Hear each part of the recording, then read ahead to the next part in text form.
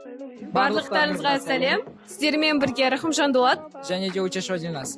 Бүгін 6 ақпан күні НИФ апталығы өтейін деп жатыр. Апталықты бірге тамашалайық.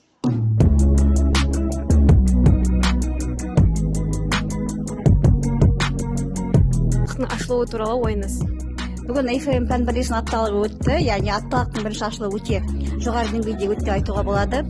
Жаңашыл бағытта өткізілді, себебі онда деген бірлестіктің мұғалімдері оқушылармен бірге отырып, жалпы осы самолеттің бортындағы стюардесса ретінде сонымен қатар осында болатын соған байланыстырып, жаңашыл бағытта өткізді деп есептеймін.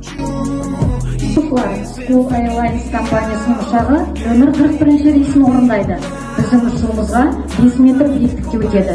Жол жүру уақыты 2 сағат 41 минут.